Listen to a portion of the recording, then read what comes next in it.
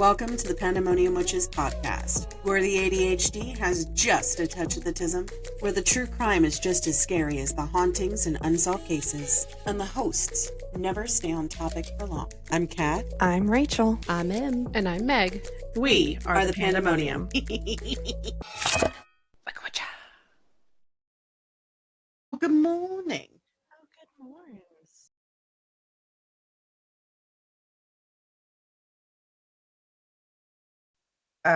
I'm still waking up. I'm not used to now having Saturday nights off, so I'm still like, I just woke up. What day is it?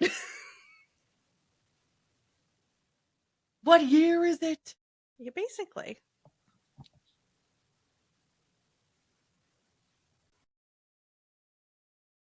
So I had to tell Rachel, bitch, you ain't muted. So I can't say anything. In her defense, she's not used to having Saturdays off. So she's a little. So I have some good news about the podcast. Tell me. Okay, but we currently have 24 subscribers to our YouTube, 99 subscribers to our Spotify.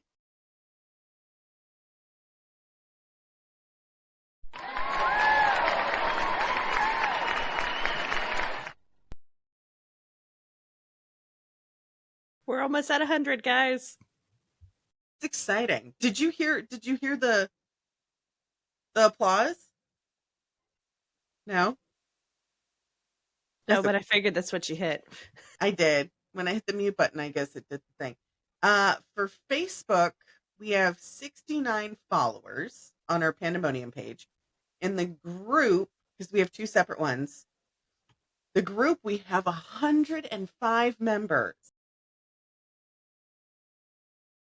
I know. And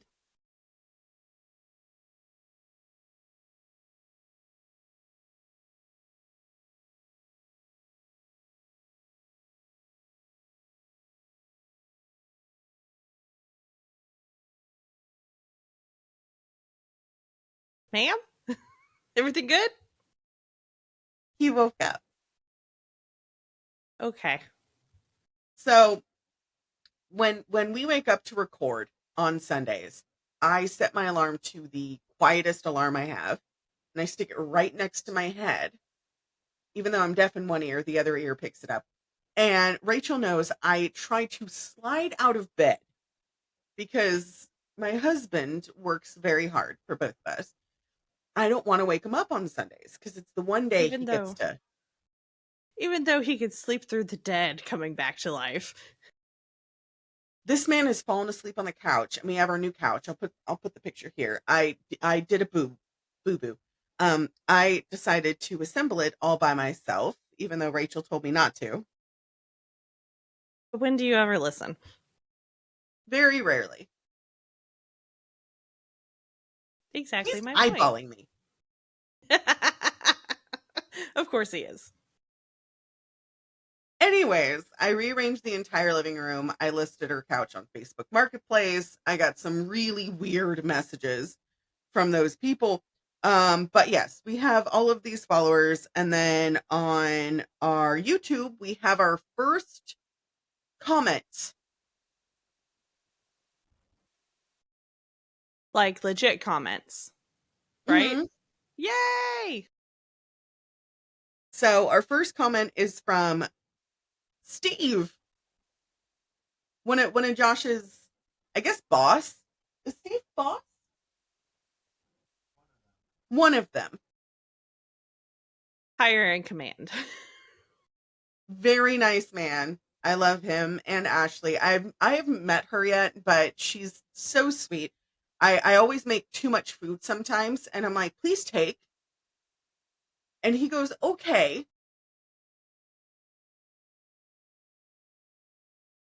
So I thought like it was when the that chicken didn't smell good to you, and you're just like, I don't want this to go to waste. Please take. And he's like, okay. Yeah.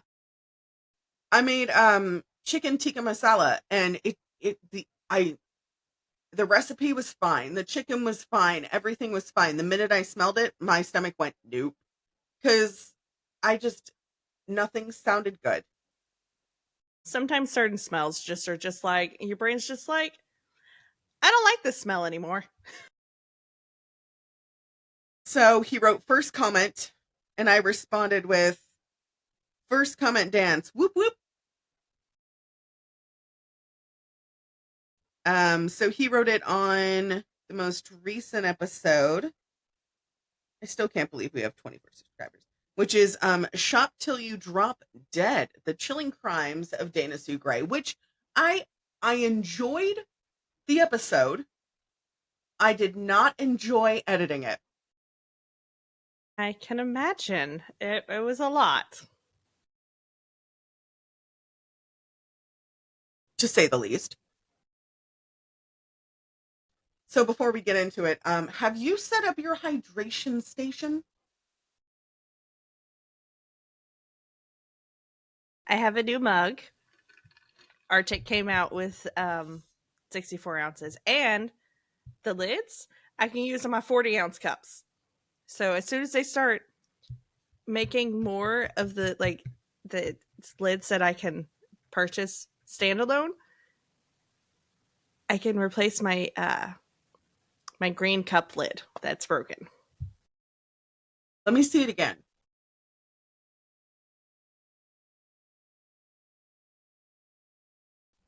Is it leak proof? Well, not right now because I have a straw in it, but otherwise, yes. Because I like the ones like this one where it has the sippy straw, but it's not leak proof. So this one, so if you don't have the straw, you have this lid to close it, and then this one pops up, and you have the spot to just drink from without the straw.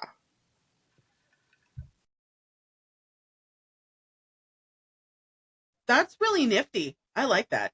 And it's ceramic lined on the inside and dishwasher safe. Just obviously don't stick in the microwave, and it keeps it. I love my Arctic cups. I cannot. Savia and other sister Tina got me hooked on them years ago with just a normal 20-ounce one. I've been a fan of them ever since.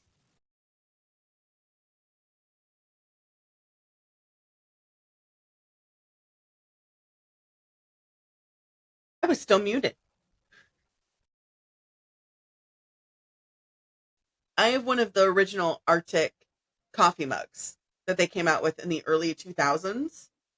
And it was one of the ones, ironically enough, that survived the fire because it was in my car. Um, there, I hold on.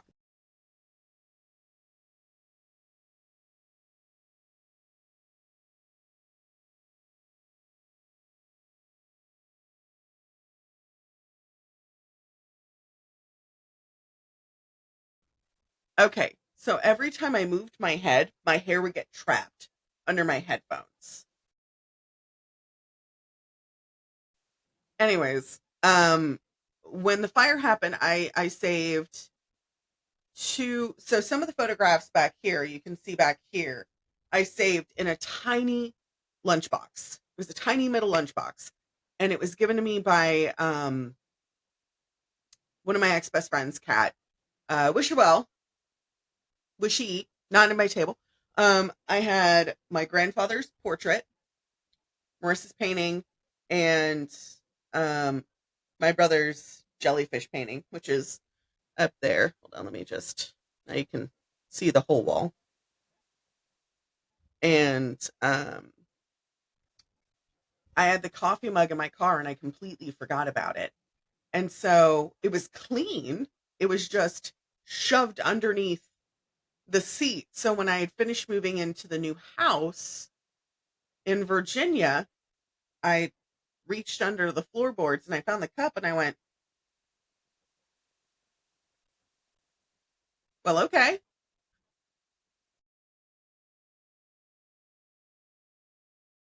Obviously, the cup was meant to survive. Not a lot of things did, and that's okay. It's just stuff. And I mean, like, I was trying to tell somebody the other day because they lost everything. And I said, listen, you have to come to terms with it. It sucks, but you have to come to the mindset of it's just stuff.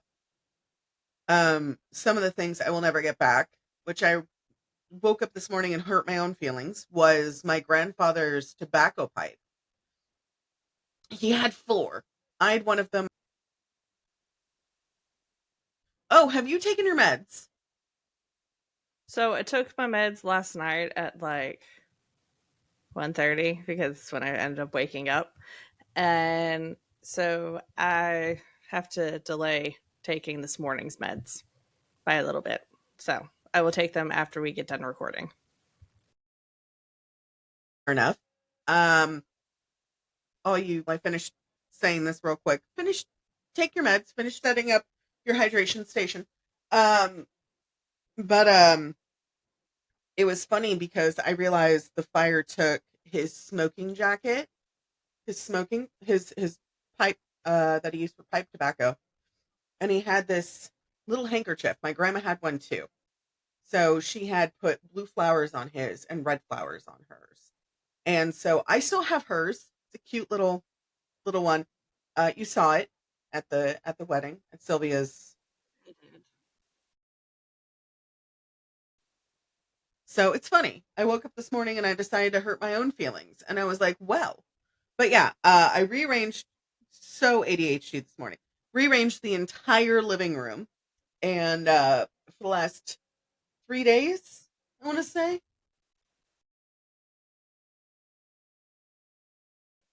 yeah, 3 days. My entire body from here down is just like, oh. And I completely get that because that's just about how my body feels because I was working on organizing the garage yesterday. I was out there for like 6.5 hours. Like my leg muscles hurt, my back hurts, it hurts to breathe because of all the back muscles. Guys, I also have scoliosis. So I was really hurting myself. Not intentionally. Like I didn't it wasn't until like I was done that I actually was hurting and I was just like, "Okay, now it's time to stop before I further things." Right, and I remember you sending me that snap, and you were just like, "The books," and I was like, "You can just buy more later. It's fine." And you have my original book.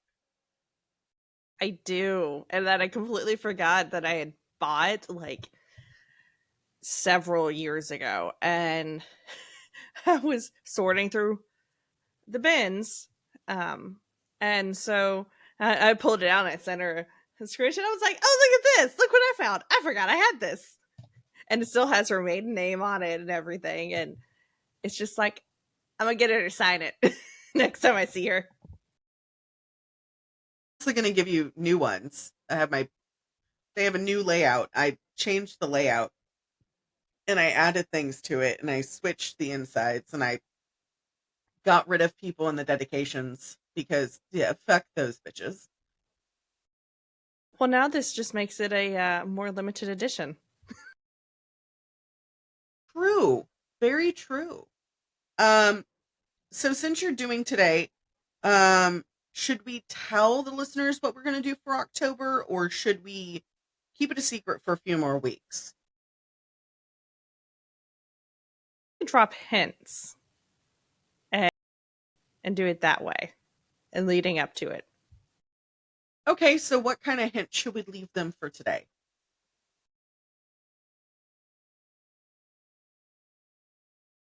I keep double tapping on the mic thing. And I was like, dang it. Because it'd go unmute, mute. And I was like, crap. Probably that it's not just murder.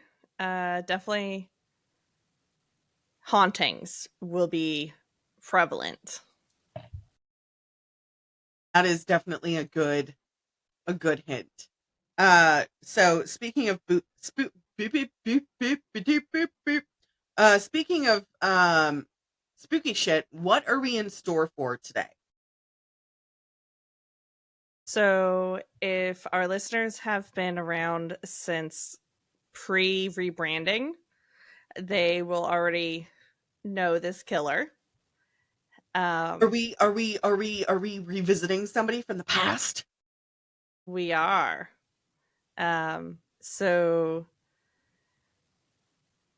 yeah, our listeners, our OG listeners will possibly remember this before we had to take the episodes off the air. But yeah, I had a lot of deja vu and I was like, why do I remember this? Oh, wait, this is why.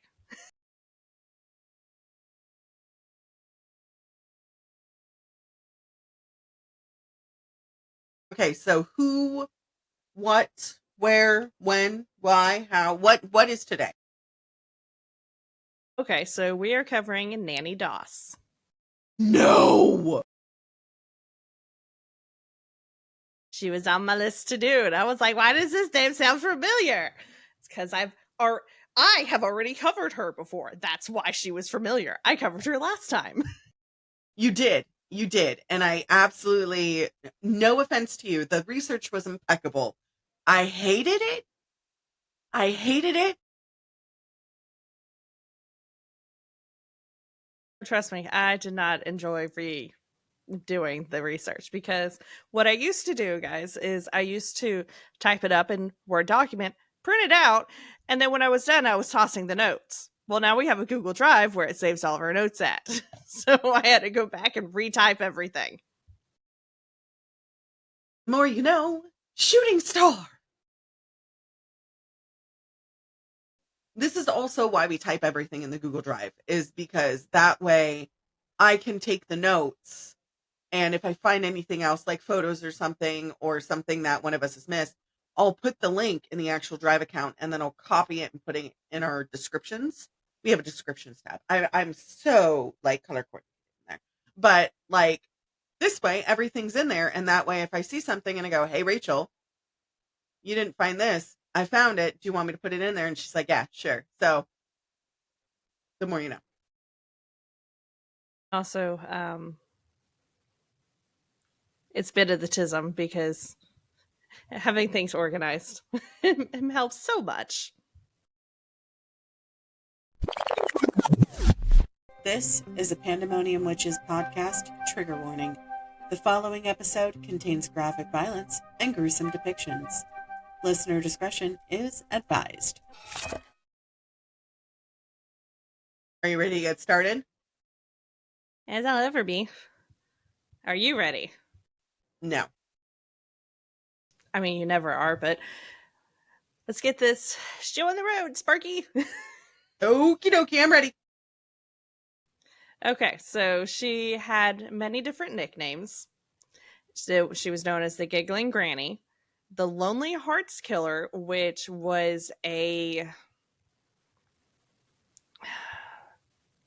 newspaper forum column, the Black Widow, and she was even known as Lady Bluebeard. Still couldn't find anything else about the Bluebeard part, but I don't know.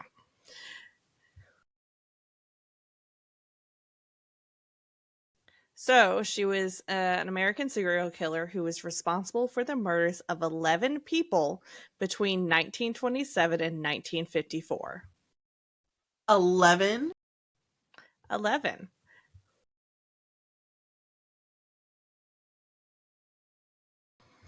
She confessed to the murders in October 1954 after her fifth husband died in a small hospital in Tulsa, Oklahoma. Well, you don't say. Hence why she was known as the Black Widow. It was later revealed that she had killed 4 husbands, 2 children, one of her sisters, her own mother, 2 grandsons, and one of her mother-in-laws. You're still muted. And a partridge in a pear tree. Yeah. So that was too long, didn't read.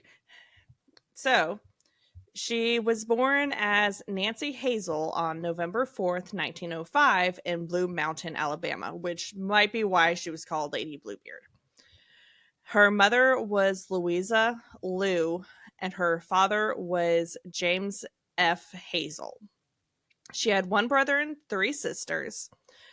Annie Mae Hazel Higgins, Dovie Frances Hazel Weaver, Addie Sula Hazel Bartlett, and William Roscoe Hazel.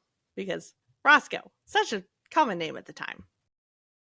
It honestly, it was a very common name at that time, and so was Bosco, Roscoe, Bosco, Beauregard, and Milton.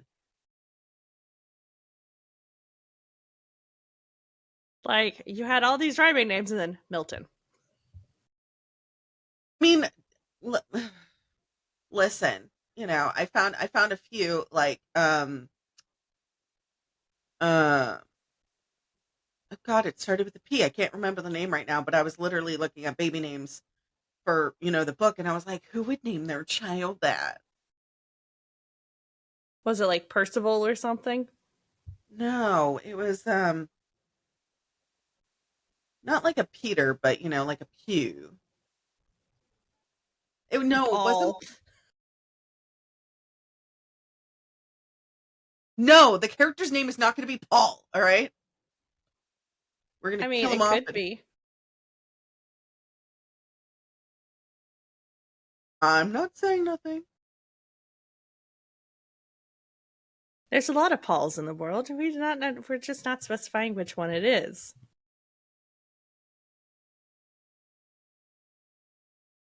So, anyways, back to the murder. Okay. So darling father James he worked as a railroader. But in 1920, when Nannie was in her teens, he took over the family farm. So he worked on the railroad. I couldn't get any more explanation of what exactly he was doing, but it was pre 1920, so not a whole lot of things were written down. So he was a railroader? Yes.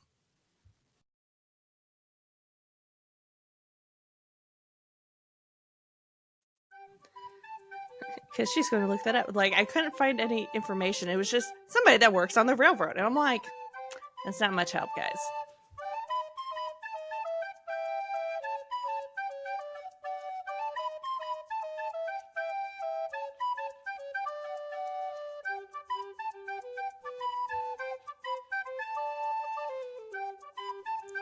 Cat's looking it up right now because the more you know. Shooting star.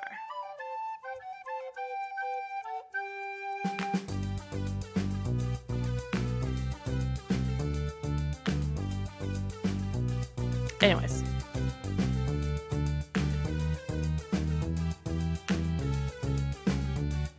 Did we find anything?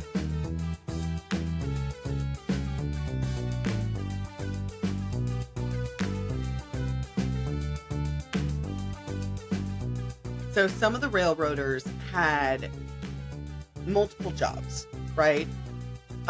Most of them were the ones that were keeping the railroads just running on time. So like greasing the tracks and stuff like that. But from what I see is that a lot of them were doing repair on the actual railroads itself. We might need one of our, party possums that specializes in railroads to like let us know.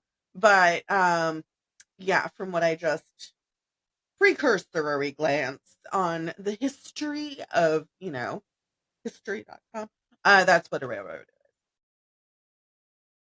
Yeah, basically, he worked on the railroad. He wore multiple hats, pretty much. But then, so when Nannie was in her teens, he took over family farm. But of course, he was a controlling and abusive husband and father and was hated by his wife and his children.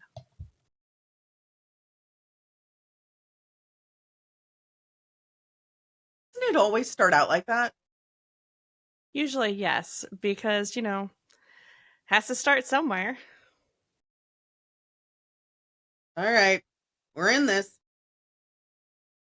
He would force the children to work on the farm because, child labor, and refuse to let them attend school, which caused Nannie to have poor academic performance. I hate him. Like, this wasn't like 1800s when, like, Midwest, when the schools would, like, school hours would fluctuate because of harvest season or planting season. No, no, no, no, no, no. This, 1920s. So he deliberately was keeping them from performing well in school. I mean, as somebody whose friends, growing up did do the migrant hours, and like it was allowed by the public school system. So I mean, like they went to the school across the street. I did hang out with them pretty frequently. But I mean, there was a time when I didn't see them for months at a time, and it's because they would have the beginning of like springtime when certain food was like needing to be prepped or whatever. And then I wouldn't see them again until maybe fall. Because of all the planting and harvesting and everything. Um, but like they were still going to school. I'm sure they were still going to school, just the hours were fluctuated. He just didn't let them go to school, period, because he wanted them to work on the farm.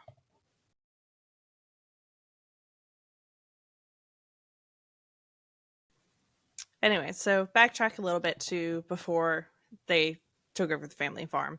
Nannie was about 7, and she and her family took a train ride to visit relatives in southern Alabama. The train stopped abruptly, and Nannie fell forward, hitting her head on the metal bar that was on the seat in front of her. So she got a TBI.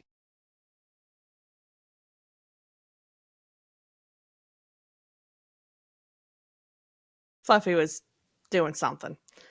But yeah, Correct. basically. So for years after this, she suffered from severe headaches, blackouts, and depression because, of course, TBI. Anybody who tells you that, they had a traumatic brain injury and they can't remember shit, guys, just believe them. Because there's injury to the brain. Like, that's what it is. Their medulla oblongata. So she blamed these issues, along with her mental instability, on her TBI. That's not how that works. But also, like, depending on how hard she hit her head, it could have done something to her frontal lobe. I mean, it could, okay, so for my dad's TBI, because where he fell, so there's the control receptors back here. That's like controlling your emotions and,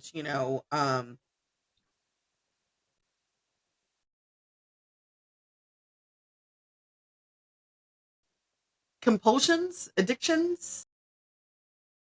And so that's back here. So if she hit the frontal lobe, that's like the processing center. So like, does that make sense? Yes.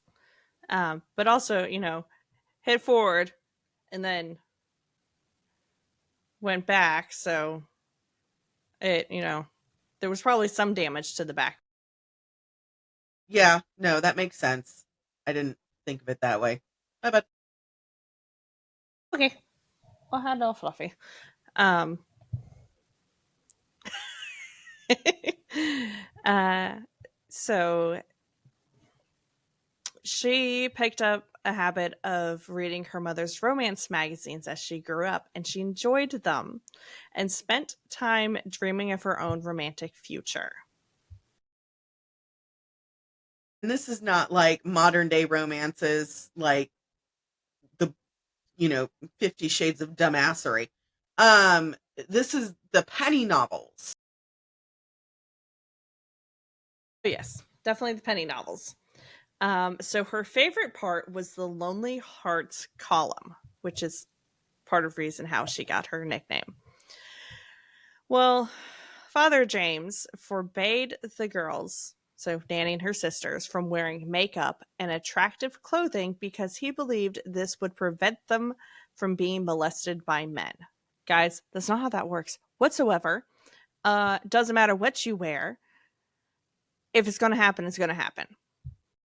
Well, and I had an argument via Facebook comments the other day, and this guy went off, and I decided to be a keyboard warrior, and this guy was like, what were you wearing? That was his big thing. What were you wearing? So I have a picture that I had saved for a special occasion like this, and I had two women. One was in a 50s outfit, and one was in a Renaissance outfit, and it said men were still graping and essaying women in the 50s as well as in the 18 and 1700s. The hemline just shifted. Men have always been monsters.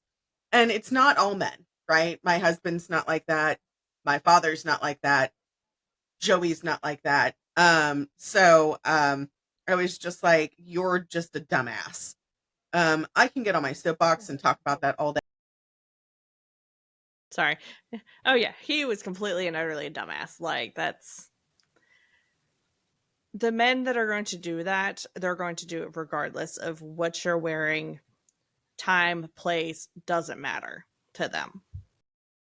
It doesn't matter at all. And after I finished reading him the riot act, essentially, he deleted his main comment.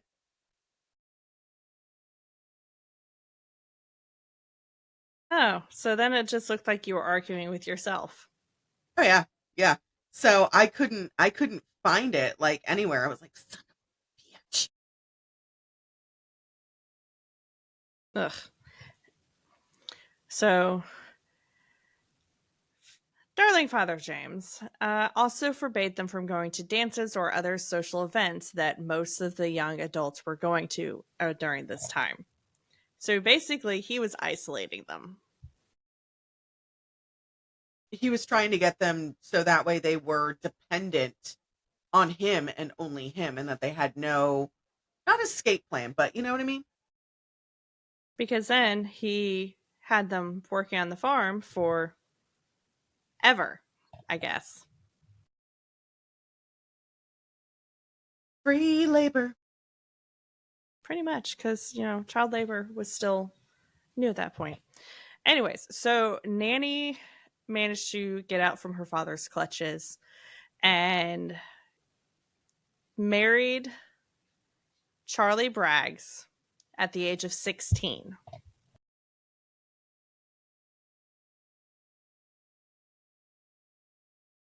Do you have a picture of Charlie? You're still muted. It's in my folder. So, yes. All right, let me get to it. Throw that up. It's in the research completed folder. I'm going right now.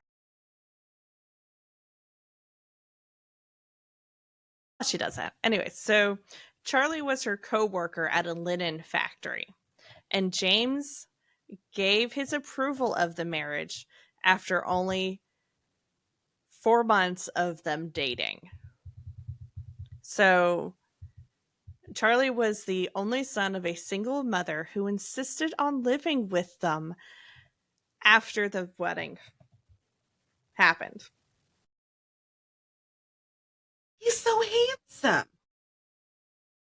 Right. He's also the only one of her husbands to survive because they divorced. Anyways, getting on to that.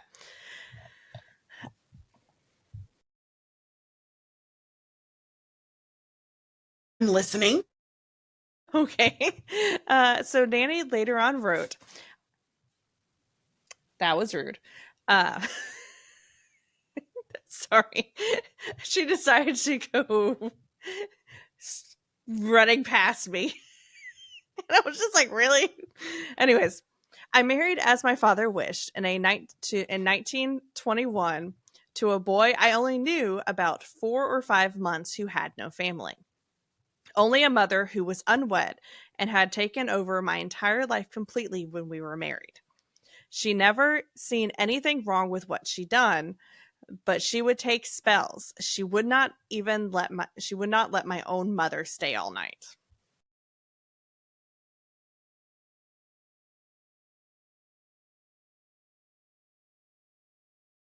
I have words. Oh yeah, no, me too. So Charlie's mother took up majority of his attention and limited Nannie's activities. However, the marriage still managed to produce 4 daughters from 1923 to 1927. So literally babies back to back. They said So, be fruitful and multiply. That didn't mean her only. but thankfully it was just 4.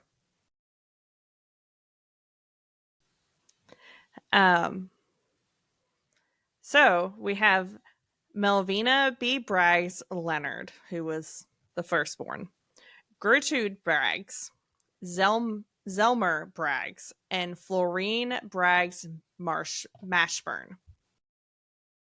Florine Braggs sounds like a stripper name, but continue. So Nannie was stressed out. Of course she was. Her mother-in-law was like, up her ass constantly. And so she started drinking and then went from being a casual smoker to a heavy addict because, stress. Well, both Charlie and Nannie were unhappy and correctly suspected each other of having affairs. Charlie would disappear for days on end.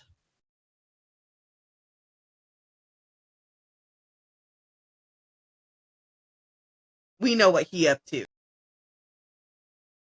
Completely.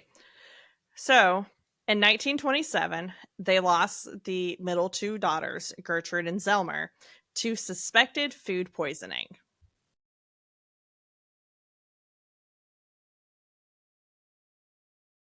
I think I know what happened, but keep going.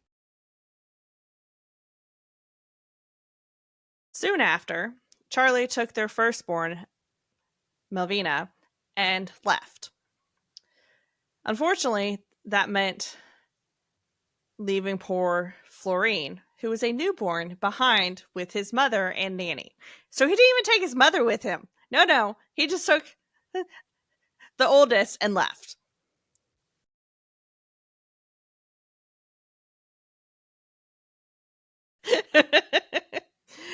So, surprising, not surprising, Charlie's mother died not long after this, and Nannie took a job in a cotton mill to support her daughter and herself.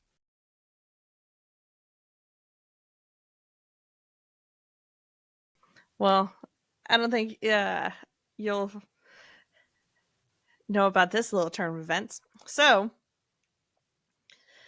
the summer of 1928, Charlie brought Melvina back and was accompanied by a divorced woman with her own child. Okay, no, I didn't see that coming. I figured you didn't. So, Charlie and Nannie sued divorce, and she took the 2 girls back to her mother's home. Charlie always maintained that he left Nannie due to being frightened by her. Of course, because she's a scary bitch. Do you not see the photo of her face? That is like...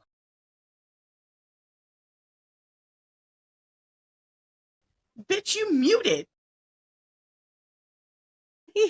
Just kidding. And so, of course, I saw a photo of her face. I had to do research on her.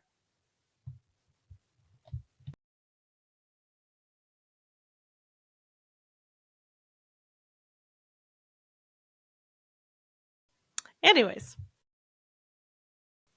while Cat hacks it along. While I die.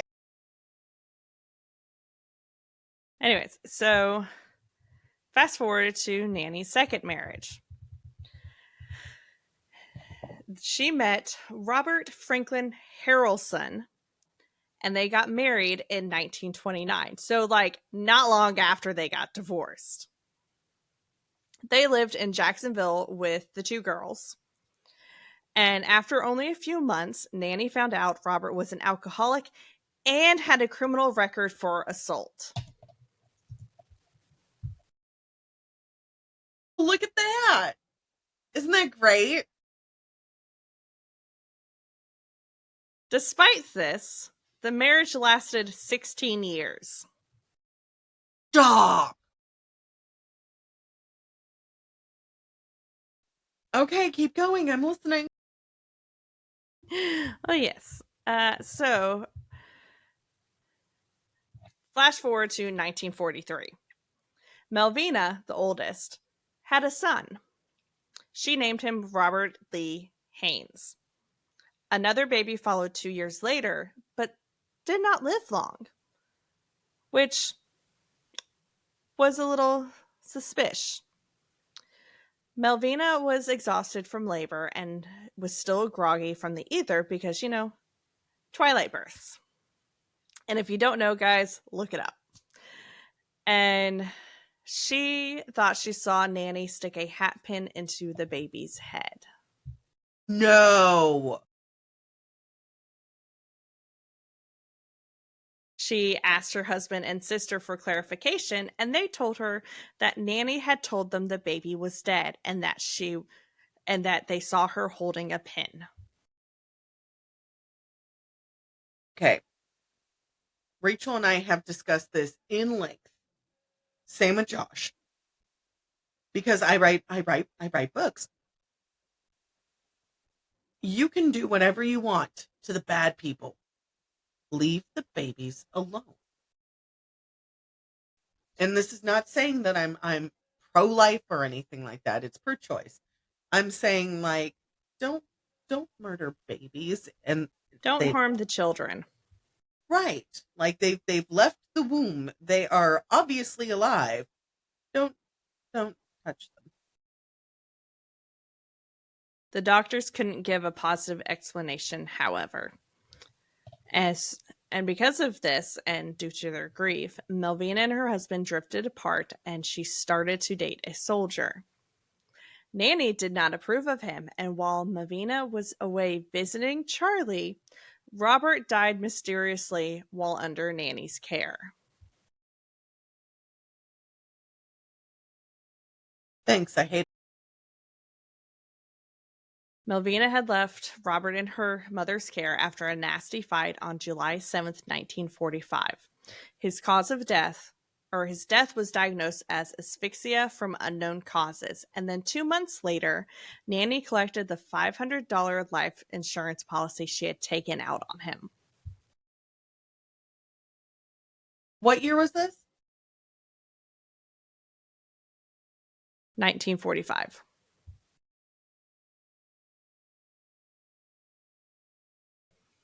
But also in 1945, Robert, her husband, or Nanny's husband, allegedly raped her. And then the following day, she put rat poison into his corned whiskey jar, and then he died that evening. Okay, stop. Okay, we're going to pause and rewind. Okay, let's just go back. Okay. So I looked it up. You said $500, right? For life insurance? The life insurance policy paid out $8,955.98. In today's money. Mm-hmm. Back then, that was a lot of money because you have to remember inflation costs from then to today has gone up 400%. I hate that. Me too. Anyways, so for me to repeat what I said, because for Kat's enjoyment. So, Nanny's husband, Robert, allegedly raped her. She put rat poison into his corn whiskey jar the following day, and then he died that evening. I mean, but did he actually do that?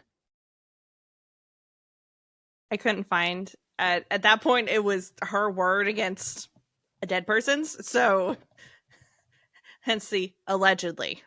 Either way, she poisoned him, he died. And you said I would enjoy that? Because it was rat poison. What is the common ingredient in rat poison? We have to change our leaderboard. Give me 1 second.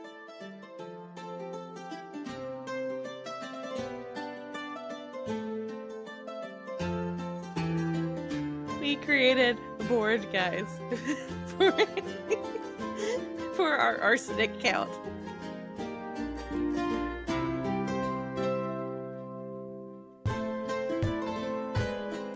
Just realized the words are backward.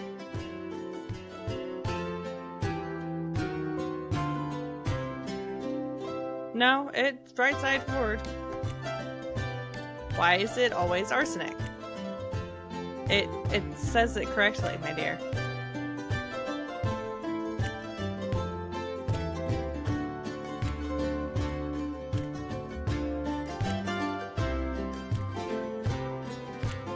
Yeah, I see it correctly, like the way it should be said. It's just mirrored looking through your camera. Know that, dummy. I'm saying I have to flip everything around so everybody else can read it. I can see it just fine, but okay.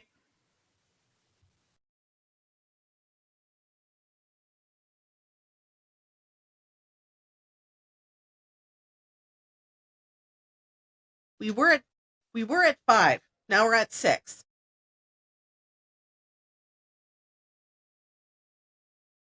I was gonna say, probably don't put that back up, because there might possibly be more. Well, no, this is how many cases we've done that involve arsenic. So this is one whole case.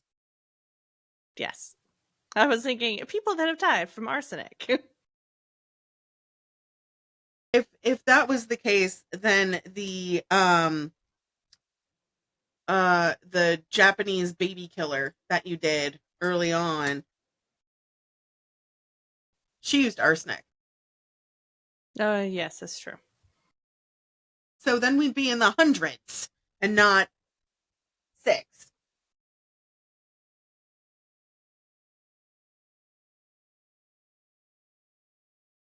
Okay, so moving on. So Nannie is now on husband number 3, Arlie Lanning. And they met through a Lonely Hearts column while traveling in Lexington, North Carolina, and she married him 3 days later. In my notes, I went, like, ma'am, you don't know these men. Stop doing this.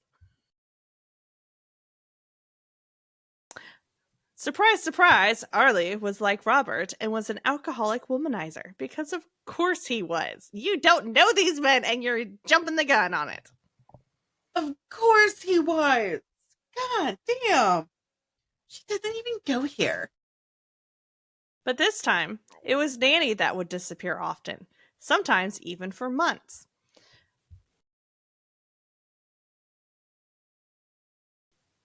But when she was home, she would play the doting housewife. When he died of what was thought to be heart failure, the town supported Nannie at his funeral. The couple's house, which had been left to Arlie's sister, burned down soon after the funeral.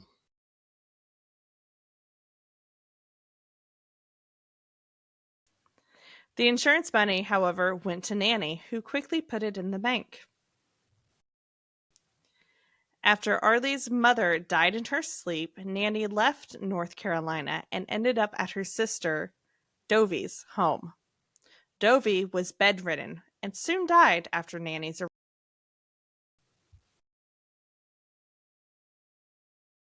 Holy crap. Yeah. So now we're down two husbands, a sister, two mother-in-laws. And a partridge in a pear tree. So on her hunt for her next victim, husband, Nannie joined a dating service called the Diamond Circle Club, where she met Richard L. Morton from Jamestown, North Carolina.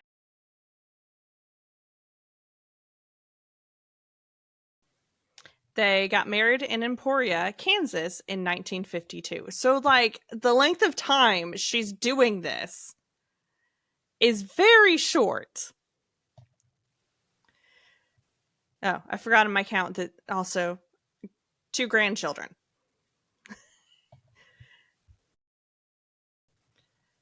So, while Richard wasn't an alcoholic, he was adulterous. So, he was a womanizer. So, everybody's got their vice, I guess.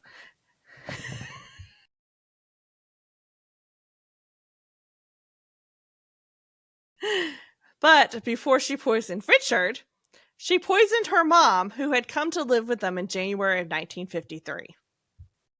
What the fuck? Don't mind me, I'm just getting my mind blown while fixing the fucking felt board. Richard then died 3 months later on May 19th, 1953. Because of course he did. She's just knocking him out. Gopher with the free cars, and you get arsenic, and you get arsenic, and you get arsenic. Why is it always arsenic? That's my common question. By the way, guys, we're making her a shirt that says, "Why is it always arsenic?" I created a little thing on the Donna Sue Gray episode, and I was like, "I'm making this into a shirt for you." And I already texted her and told her, and she's just like, "But why?" And I'm like, "Because why is it always arsenic?" I don't know, but it's my favorite poison, apparently. Huh? So apparently it's my favorite poison. In front of my stuffies, as Emily would say. Okay, so moving on to the next darling husband. This one was Samuel Doss, who she ended up keeping last name of. They got married in June of 1953. Her husband had just died a few weeks prior. And she was already onto the next victim. I don't like this. So he was a Nazarene minister, and his family had died due to a tornado in Carroll County, Arkansas.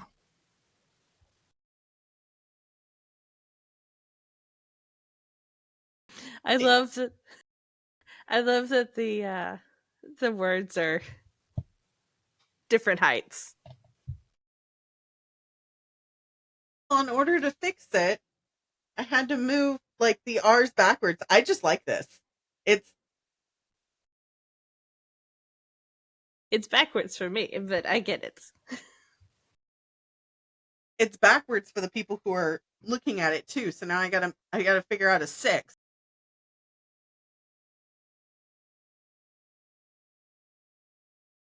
Keep going, I'm listening. Okay. So Samuel didn't like the fact that Nannie adored romance novels and stories. And that caused some issues. So in September, they just got married in June. Following September, Samuel was admitted to the hospital with flu-like symptoms. And in my notes, I went, that's a little strange. It's a little suspicious, a little sus. The hospital diagnosed him to have a severe digestive tract infection. He was treated and released on October 5th. Does anybody want to guess what happened? Ooh, I know. Arsenic. He died 7 days later on October 12th, 1954.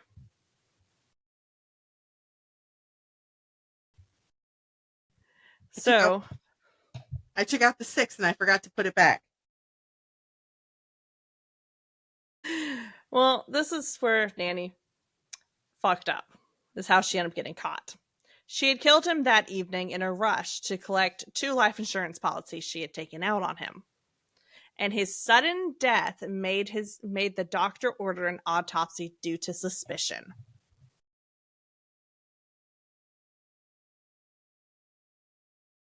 That reminds me of H.H. Holmes. How he did the insurance fraud and he took out. Oh. Well, by this point, she's learned that having insurance policies on these men ends up giving her a nice little stack of cash. So, of course, she's doing it. So how much was the insurance policy? I did not find out, but I did find out that they found out that it was arsenic. His autopsy reviewed a huge amount of arsenic in his system.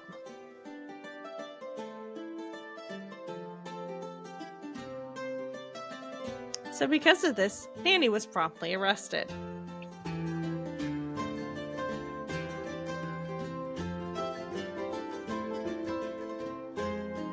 Are we okay?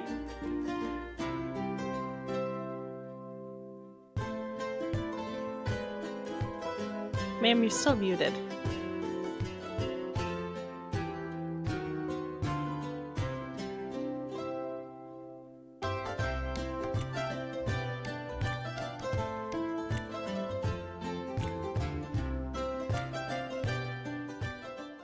I have to unmute myself to play the party sounds. Apparently so. So, Friday night, Sheriff Al Locke of Emporia joined Tulsa and Oklahoma officers in questioning Nannie, because of an autopsy had shown that his stomach contained arsenic in quantities many times sufficient to cause death. When the investigation turned directly to Emporia and Leon County, we're a little bit too far. Please hold. Yep. Where was I? Oh, and Lyon, Lyon. Lion. Okay. I was like Leon. Oh, no. Words are hard some days. So when the investigation turned directly to the county and to Emporia for collateral evidence concerning Samuel's death, County Attorney Lacey Haynes secured permits for the exhumation of Richard's body at Maplewood Cemetery from 3 of Richard's children, and also secured and filed in district court on November 19th an order from District Judge J. Sullivan for exhuming the body. I had to use double-sided sticky tape. So the work that was done at Maplewood in the presence of Kansas, local, and Oklahoma peace officers and Dr. J.L. Lattimore, and a portion of Richard's vital organs were removed for analysis at the state laboratory. But there was no report of the laboratory findings by Dr. Lattimore, and that was expected to be available for their following week. But when the findings came in, oh boy, were they interesting. Hey. According to the county attorney, a telephone conversation with Oklahoma officers revealed that Nannie was picked up Friday and was still being questioned at 1:30 the next morning, so 1:30 a.m. but no information had been secured for her about the deaths of her husbands, Richard and Samuel, other than her story that they had died of natural causes. Ma'am, arsenic's not natural causes. No, it's not. And I mean, like, from the research that we've done and from, me talking to that NCIS agent a while ago, who was like, yeah, you can do this and it mimics natural causes, insulin, an air embolus, a couple of other things, which people have used, but they're able to figure it out. I had to rearrange this because I didn't like the fact this is very private, but also public to me. Y'all don't need to see my offerings. So No, I get that. if it's behind me, I'm fine. But now we have our little why is it always arsenic placard right there. So, Okay, moving on. moving on. So her. Are you gonna mute yourself? I was like, there's an echo. Anyways, so she maintained her story that Richard and Samuel died of natural causes. So you asked about the insurance policies earlier.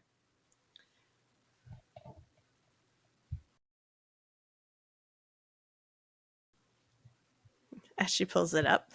So both Richard and Samuel had life insurance policies payable to Nannie, according to County Attorney Haynes and the Oklahoma officers. The policy included 5 in 2 companies totaling $1,110 as far as the county attorney had been able to determine to date.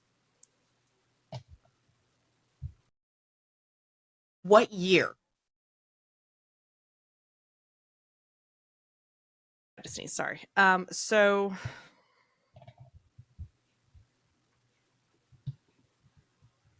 let's see. Samuel died in 1954, and then Richard died in 1953.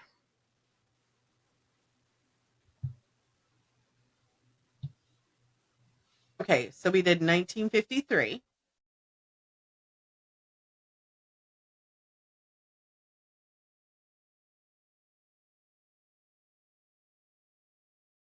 You're muted. I said, sorry, I forgot to mute myself as I'm muted. Okay, are you ready? Yes. So in 1953, for $1,110 is $13,364.25. 29 cents. That's a whole compact car. And I think that was just for Richard. The county attorney also reported that Nannie paid funeral costs in excess of $400 to the Roberts Blue Funeral Home with money from the insurance. What a bitch. So reports from Tulsa are that, were that the insurance companies were holding up the payment of around $2,500 in policies for Samuel's life until the case was closed because suspicious death. And that was in 1954.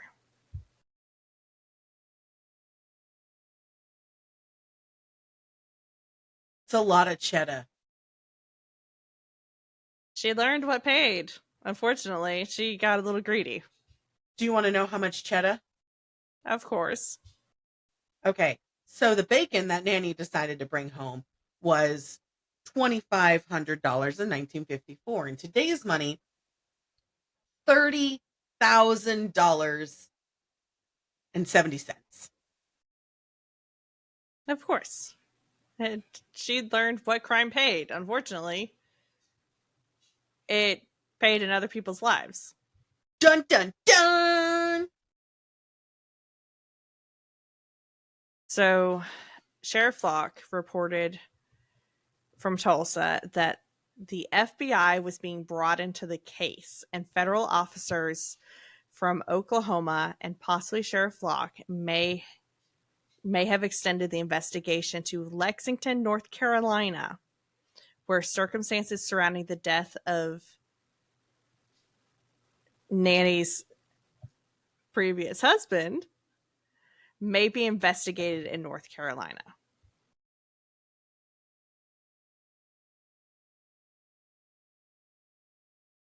I love that. So Nannie confessed to killing 4 of her husbands: her mother, her sister, her grandson, and her mother-in-law.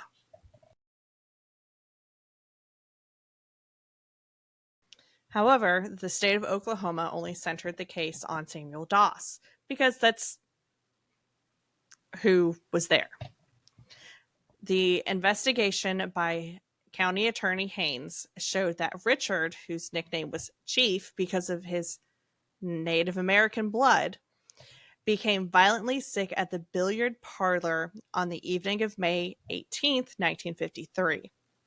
A substitute employee was called, and so Richard went home. He then died at his apartment the evening of the next day, and an Emporia doctor who did not see Richard before his death interviewed Nannie as to the circumstances and later issued a death certificate that death was the result of a coronary condition. No, clearly it's arsenic. Yes, pretty much. But that was according to a local newspaper article that I had found.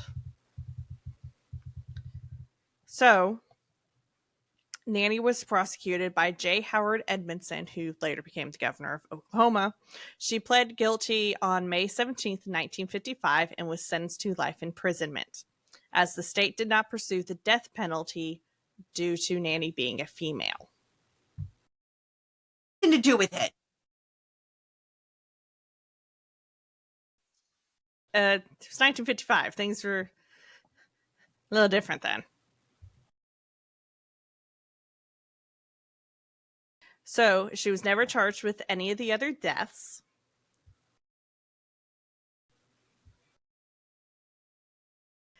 And she died due to leukemia in the hospital ward of the Oklahoma State Penitentiary in 1965. So 5 years later, or 10 years later. Can't do math today. 10 years later. As Emily would say, fuck yeah, concrete. She is buried at Oak Hill Memorial Park in McAlester, Oklahoma.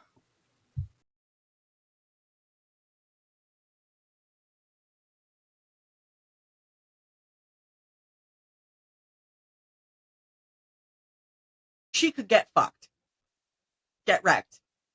Because, like, I understand why they chose arsenic. This is the whole thing with Aqua Tofana thing. But it's like, none of these men, I wouldn't say none. The first one did nothing wrong. Like, they both just didn't love each other in the end, and they both got divorced. Fine. But then, like, She killed her mother-in-law and then just went on a spree from there. wait. So, there's a great thing. It's called just walking away.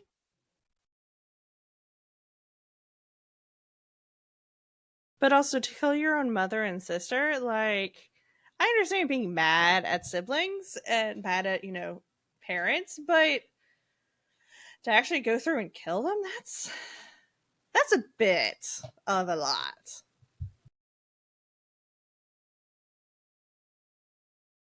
Instead, we just stick them in jars so that way that they know their actions have consequences. See the top shelf? That jar right there? That's a jar that Josh made. It has mold in it. And it molded in the course of 2 days. I mean, I do great work. That is all him. And I was like, how? I mean, my stuff, it molds, but it molds slowly over time, which is what I like. Because it's a very slow burn. His was immediate. Karma was like, oh yes, thank you. Right. And I do have a boo-boo jar, which is it's hiding. Hold on. So you can't see it. So I have my mortar and pestle right there with my grandmother's typewriter, right? Down below there, tucked away, because nobody needs to see that, is what's known as the boo-boo jar, or as I had aptly called it, the pedophile jar. Um, that's also the you get what you get, karmatic retribution jar.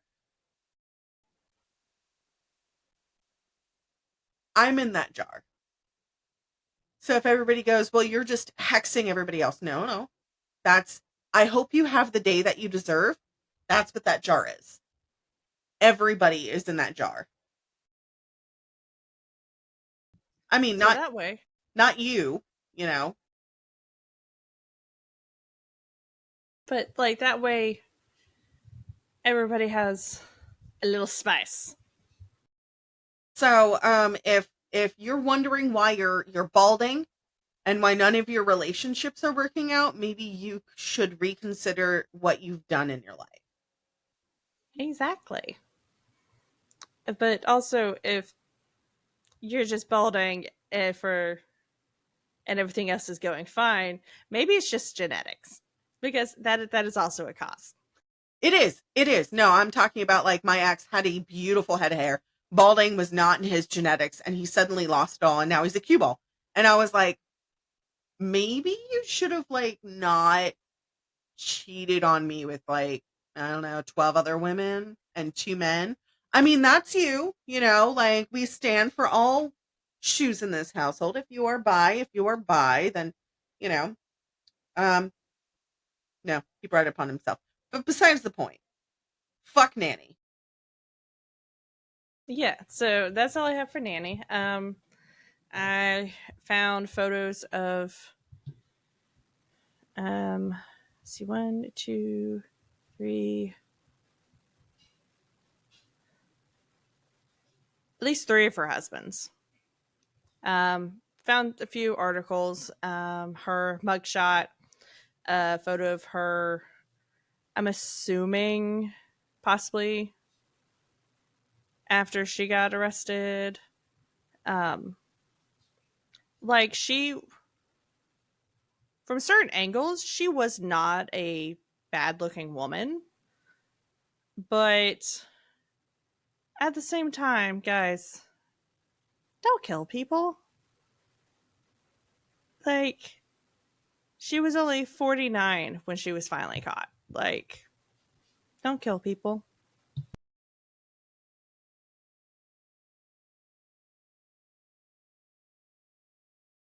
But yeah, that's all I have for Nanny Doss. I absolutely hated researching it. Oh, I did find a death certificate for who was that? For Arlie. So found a photo of that because the things on Find a Grave are very helpful sometimes.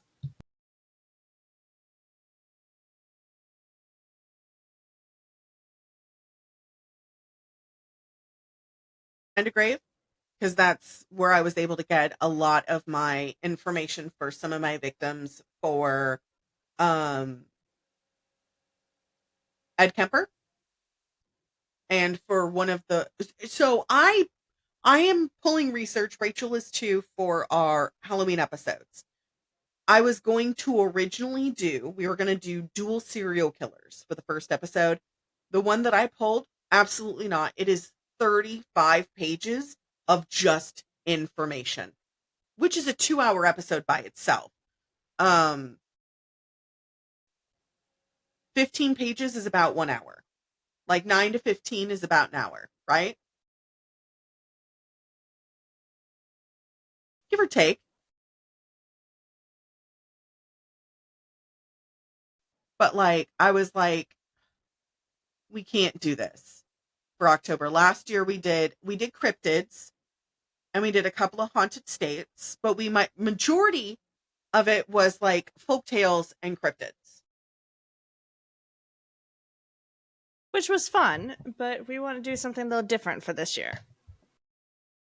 I do have a note for Michaela. Okay. So I love her. She's fantastic. She was one of the first wives that I met and became friends with here.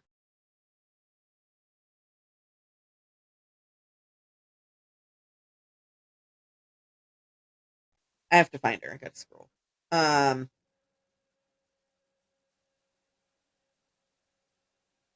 just talked to her. Oh, there it is.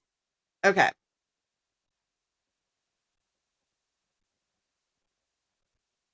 I never responded back to her, apparently. So she had texted me a play-by-play. She was listening to our episode. Girl, that's why I'm so good in the kitchen, because I'm a pan. And a bunch of laughy emojis. The scream I scrumped and tried to bite down laughing so hard. Then, like, maybe 20 minutes later, thanks for the intersex bird lore. Also, I hate this bitch. We were talking about Dana Sue Gray. Yes. And the cardinal that showed up outside my window.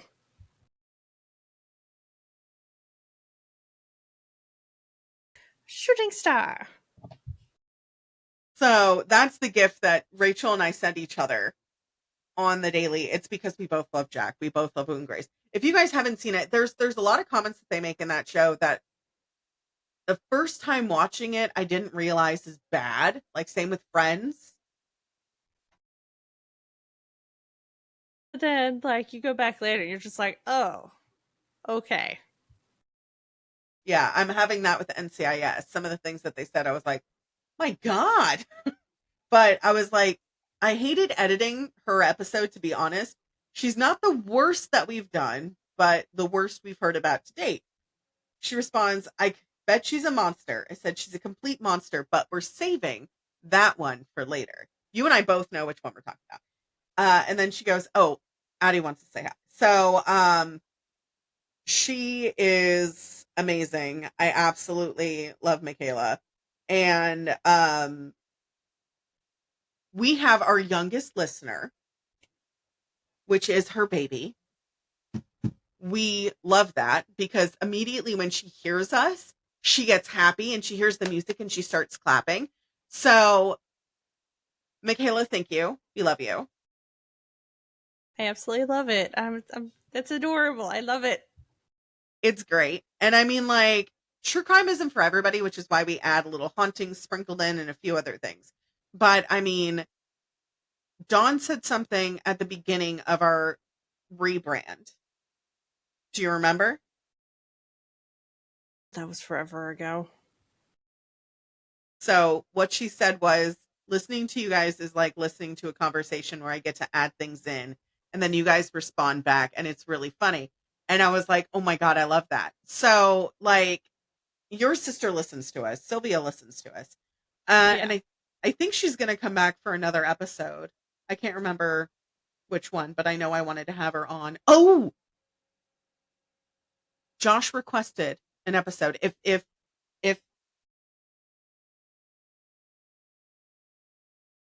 Discuss it later. if she wants, she can guest on it, but it has to do with the doctor. Of course it does, because medical. And it's funny because, like, I'll go into it with you later, but we're gonna wrap this up. I can talk forever. As always, as Emily says, do stupid shit. Please don't do stupid shit, guys. Stay feral. And bite the hand. And we'll see you all next time. Okay, bye. That's all for this episode. Stay feral, and we'll see you party possums next time.